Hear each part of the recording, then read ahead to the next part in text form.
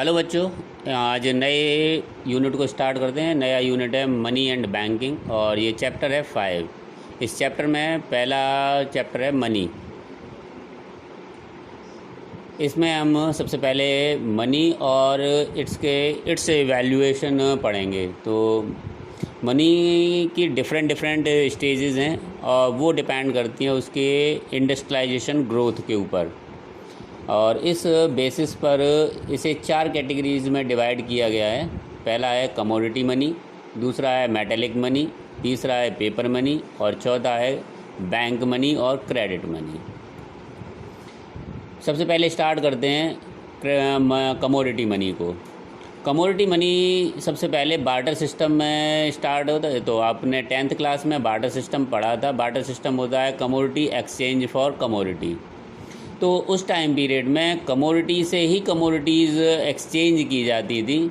जैसे किसी ने वीट के बदले में क्लोथ या कुछ मेटल्स के साथ या कुछ प्रोडक्ट के साथ ट्रांजैक्शन करना।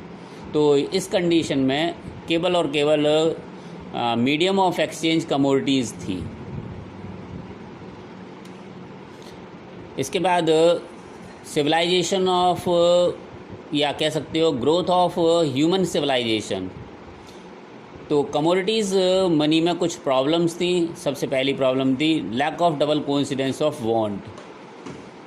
इस प्रॉब्लम को शॉर्ट आउट किया मेटेलिक मनी ने। मेटेलिक मनी में ट्रांजैक्शन ज़्यादा आसान हो गए कंपैरेटिवली बार्टर सिस्टम की।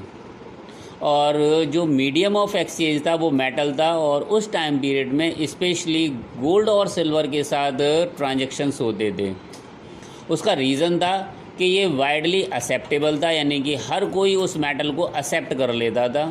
दूसरा durable and easy to handle, यानी कि लंबे समय तक इसे रखा जा सकता था और आसानी से इसे हैंडल किया जा सकता था।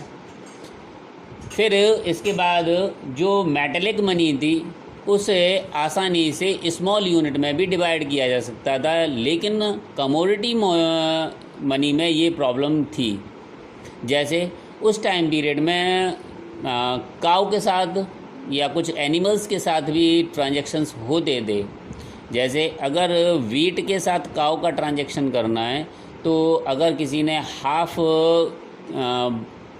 50 kg या हाफ बोरी या वीट परचेज़ किया तो उसका हाफ काव नहीं कर सकते। लेकिन यहाँ पर मेटेलिक मनी के साथ ये आसानी से हो गया, इसीलिए ये ज़्यादा अच्छा था कंपैरेटिवली कमोडिटी मनी से।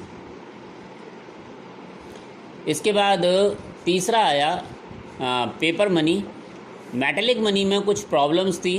वो थी आपकी अगर क्वांटिटी ऑफ ट्रांजैक्शन अगर हाई हो जाएं, बहुत बड़े ट्रांजैक्शन हो जाएं, तो फिर उसे ट्रांजैक्शन को हैंडल करने में प्रॉब्लम आती थी। और इस प्रॉब्लम का सॉल्यूशन किसने दे दिया? इस सॉल्यूशन दिया पेपर मनी ने। पेपर मनी ने बड़े ट्रांजैक्शन बड़ी आसानी से किए जा सकते हैं। और पेपर मनी में इंडिया में पेपर को रेगुलेट और कंट्रोल करने का काम आरबीआई करती है। हर एक कंट्री में एक सेंट्रल बैंक होती है जो करेंसी इशू करती है, पेपर करेंसी इशू करती है। और ऐसे ही इंडिया में भी पेपर करेंसी इशू करने का राइट आरबीआई को है। पेपर करेंसी में भी कुछ प्रॉब्लम्स थी। अगर अमाउंट बहुत ज़्यादा हो जाता है तो फिर उसे भी हैंडल करने में और कैरी करने में प्रॉब्लम आती थी। और इसका सॉल्यूशन दिया किसने? इसका सॉल्यूशन दिया बैंक और क्रेडिट मनी ने। क्रेडिट या बैंक मनी के रूप में आपके बड़े ट्रांजैक्शन आसानी से हो सकते हैं। एक पेपर से ही बहुत बड़े अमाउंट हो सकते हैं। जैसे लाखों और करोड़ों रुपए आपको एक साथ ट्रांसपोर्ट करने की ज़रूरत नहीं है, अपने साथ रखने की ज़रूरत नहीं है। आप उसके साथ एक चेक रख सकते हो, ड्राफ्ट रख सकते हो, मनी ऑर्डर रख सकते हो। इनके साथ आप आसानी से ट्रांजैक्शन कर सकते हो। एक चेक पर आप अरबों रुपए का ट्रांजैक्शन कर सकते हो। अच्छा, चेक में भी थोड़ी सी प्रॉब्लम्स रही। उन प्रॉब्लम्स का सॉल्यूशन दिया आज के सबसे इजी और कन्वीनिएंट मीडियम ऑफ ट्रांजैक्शन, वो है आपका प्लास्टिक मनी। प्लास्टिक मनी के रूप में आपको एक डेबिट कार्ड और क्रेडिट कार्ड मिल जाता है उसी डेबिट कार्ड और क्रेडिट कार्ड से आप आज बहुत सारे ट्रांजैक्शन कर सकते हो। अब इससे एक फ़ायदा क्या है, इसमें आपका रिस्क कम हो जाता है। आप इसे आसानी से कहीं भी एक छोटी सी पॉकेट में कहीं भी रख सकते हो, तो इजी टू हैंडल है और कॉमनली एक्सेप्टेबल इन पेमेंट्स है। तो आजकल आपने देखा होगा बहुत सारे ट्रांजैक्शन डेबिट कार्ड और क्रेडिट कार्ड की हेल्प से आसानी से किए जा सकते हैं और मीडियम ऑफ एक्सचेंज का भी ये काम कर रहा है।